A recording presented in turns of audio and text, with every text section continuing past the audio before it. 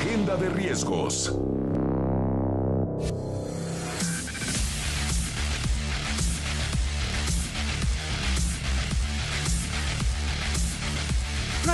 Con 20 minutos y 26 segundos. Estamos de regreso en esta emisión de Ya Sierra. Y como todos los jueves, mis queridísimos Rodrigo Elizarrarás y Cristina Rivas ya se encuentran aquí conmigo, virtualmente conectados ambos, para pues hablar de la agenda de riesgos para nuestro país para este 2022.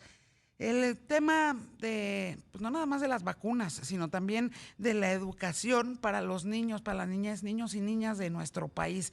De verdad que después de 2 años de pandemia, estos sí son riesgos y riesgos profundos que no estamos aquilatando, a mi juicio y al juicio de muchos especialistas, no estamos aquilatando debidamente, ¿no?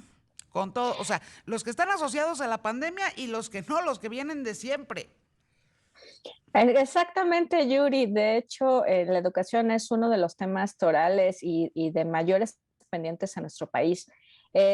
Uno de los temas de profundidad que hay que transformar en nuestro país es el abatimiento de las desigualdades, el lograr una mayor competitividad, el que las personas que ingresan en el mercado laboral se encuentren suficientemente preparados, pero sobre todas las cosas, que los niños tengan las bases suficientes para enfrentar a este mundo tan cambiante y lleno de tantos retos.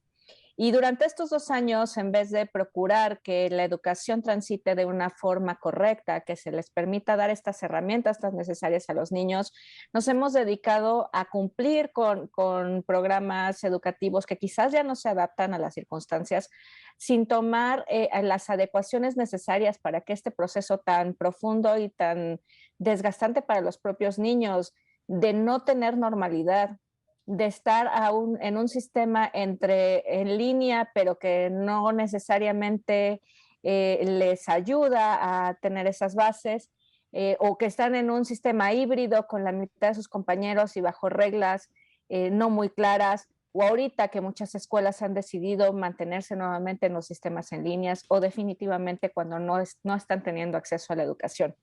No previmos ninguna clase de programa, ninguna clase de diseño para preparar tanto a niños como maestros como para enfrentar estos retos. Y ahorita más que nunca, cuando deberíamos de estar recuperando estos 2 años perdidos, lo que tenemos es a una secretaria de Educación Pública inmersa en los escándalos de un presunto desvío, o, bueno, ya no es presunto desvío porque ya está siendo juzgado y completamente comprobado por el Tribunal Electoral, de malos usos de recursos.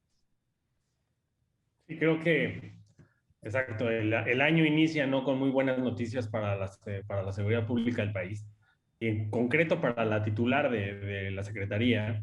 Aquí hay varias reflexiones, pero una es esta inmunidad y esta suerte de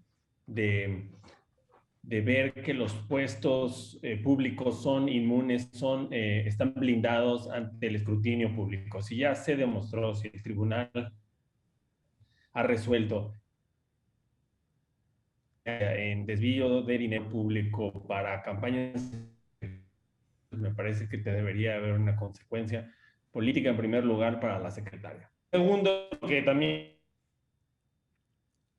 pues, Híjole, estamos teniendo al frente de la problemitas. educación pública del país, pues deja Estamos mucho que teniendo, desear. Es más, Rodrigo, estamos teniendo problemitas con tu conexión. Si nos Hola. das chance de que te volvamos a enlazar y te mueves más cerquita de tu módem, eso va a ser muy buena noticia para nosotros. Pero mientras tú síguenos diciendo, mi querida Cris, en efecto, creo que son muchos los riesgos para la niñez, que, ojo, no nada más es la niñez mexicana, es la próxima adolescencia mexicana, es la próxima generación de adolescentes y la próxima generación de adultos en algún momento. Así es, adultos que no necesariamente están siendo funcionales. Yo creo que si Rodrigo apaga su cámara, quizás lo vayamos a escuchar un poquito mejor, no tan pixeleado, no tan robótico, pero efectivamente en la parte de estos escándalos y de la falta de responsabilidades de los servidores públicos, hace que tenga uno temor en que realmente vayan a actuar en consecuencia y contribuir a alcanzar metas cuando realmente tienen que estar preocupados por atender estas situaciones de conflicto. Por lo cual sería muy pertinente que la secretaria por sí misma retirara del propio puesto para no contaminar este proceso que va a ser largo y tortuoso en el tema educativo. Estamos hablando de una generación que está teniendo impactos a niveles psicológicos, no solamente en la parte cognitiva, sino en la parte de la socialización, de estar combatiendo la propia desgaste psicológico que ha significado la pandemia, que significa un retraso del el cambio de estrategias y de pequeños niños que apenas estaban incorporando al sistema, que no conocen lo que es una escuela natural, una escuela normal, como la hemos conocido todos en algún momento. Entonces, no estamos atendiendo nada de esto. No hemos integrado a los psicólogos a las escuelas, sobre todo en la parte pública, a que les ayuden a encontrar en esta nueva normalidad las bases suficientes para poderse enfrentar a los retos mundiales. Y si a Rodrigo, eso, adelante, Yuri. Si a eso le sumamos, creo que ya tenemos a Rodrigo de regreso, pero si a eso además le sumamos que esta niñez de los últimos 10 años, pero particularmente los últimos 5, esta niñez mexicana se ha enfrentado en tantísimos estados de la República Mexicana al fenómeno de la violencia, ya pues es así endémica, ¿no? O sea, ya veremos cuando la pandemia sea una endemia, pero la violencia ya es endémica en tantos estados de la República Mexicana, pues es un panorama aterrador, ¿no, Rodrigo? Hola, espero que me escuchen bien. Mejor, sí. Sí, como les comentaba, me parece que emprendamos un estado no tan mejor, la verdad. De salud pública grave, un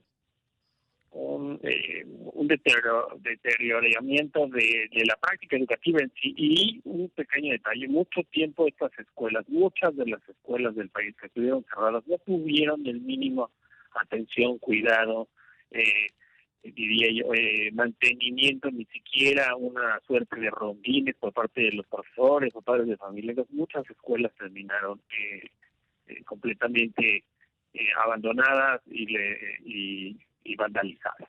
Esto genera pues un enorme problema de infraestructura, un enorme problema también de retraso de los alumnos, un grave problema en currícula perdida, y no veo para cuándo el gobierno pues plantea un programa emergente de dar frente a esto notado, de plantear una alternativa viable e inteligente ante los retos educativos del país y ante una generación que está perdiéndose en toda esta serie de fenómenos que ustedes ya también han comentado.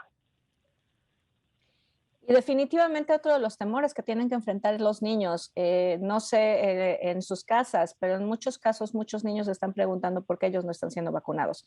Están enfrentando ese temor de enfermarse sin que les demos respuestas tampoco a eso. Entonces, son tantas cosas que están viviendo niños y niñas en este país que no estamos dimensionando, que efectivamente hay muchos analistas, muchos comentaristas y muchos padres que como Pepe Grillo están diciendo alerta, alerta, tenemos que hacer algo por la educación de nuestro país, y nadie lo está tomando en consideración, nadie lo está escuchando. No hemos escuchado ningún solo procedimiento, proceso, diseño de programas que ayuden a cambiar los esquemas de educación en nuestro país para que se adapten a las circunstancias actuales. No ha habido más que algunos intentos fallidos de mejorar la socialización, pero no más allá. Hay una declaración reciente, que justo estaba yo comentando ese punto cuando se cortó la comunicación de la secretaria, donde reconoce incluso que la secretaría le ha fallado al pueblo mexicano, a las familias, a los niños, porque no ha estado a la altura. O sea, la propia dependencia reconoce su incapacidad para enfrentar este problema, y no hay ni una consecuencia política al respecto, ni medio cambio sobre un tema crucial, fundamental, necesario para resolver las desigualdades sociales de este país. Y pues aquí seguimos. 2022 me parece que va a ser un año complejo, complicado para continuar aún así con los chamacos, ahora sí que en su casa todavía, ¿no? Así es, más allá de los efectos de corto plazo, que es este aburrimiento, esta desesperación de los niños, esta dificultad para adaptarse a estas nuevas formas de aprendizaje, la verdad es que los efectos los vamos a estar viendo en el mediano y en el largo plazo. Cuando esta generación tenga un desfase en su adquisición de conocimientos necesarios para avanzar en su vida técnica o profesional, ahí es donde empezaremos a ver estos efectos. No sabemos cuál va a ser el costo en materia de competitividad para el país, el costo en desarrollo económico, pero sobre todo no hemos podido medir o establecer o estimar siquiera el efecto en desigualdad que va a generar. Los niños y las niñas que se encuentran inscritos en educación privada quizás tengan mayores oportunidades de solventar esta situación de desfase de 2 años, pero en las escuelas públicas, que es donde necesariamente se necesitan estos avances para llevar a las personas con menos posibilidades económicas a adquirir herramientas mejores para enfrentar su futuro, es donde no estamos haciendo nada. Y esto lo único que va a generar es que esa brecha de desigualdad se siga ampliando y aún no sabemos hasta cuánto. ¿Y qué tendría que pasar en opinión de los dos en el inmediato plazo?